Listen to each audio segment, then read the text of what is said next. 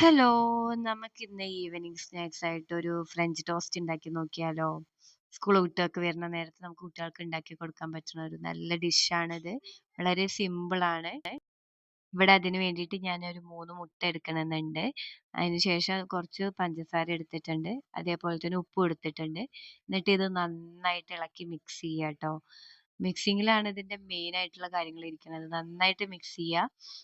എല്ലാം ഒരേപോലെ എല്ലായിടത്തും ഒരേപോലെ ആയിരിക്കണം.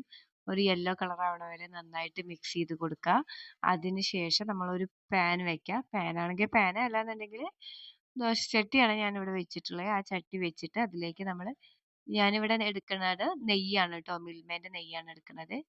നെയ്യ് കുറച്ച് ചട്ടിയിലാക്കി കൊടുക്കുന്നുണ്ട്.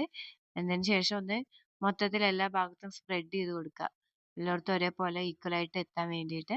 എന്നതിന് ശേഷം നമ്മുടെ ബ്രെഡ് ഈ ഉണ്ടാക്കിയ ബാറ്ററിൽ മുക്കിയതിന് ശേഷം രണ്ട് സൈഡും നന്നായിട്ട് ആവണ വരെ ചട്ടിയിലിട്ട് തിരിച്ചും മറിച്ചും എടുക്കുക.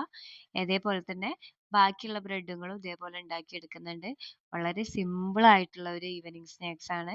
എല്ലാവരും ഉണ്ടാക്കി നോക്കുക ട്ടോ. ഇഷ്ടപ്പെട്ടിട്ടുണ്ടെന്നുണ്ടെങ്കിൽ അഭിപ്രായങ്ങൾ കമന്റ് ആയി അറിയിക്കുക. Okay, by.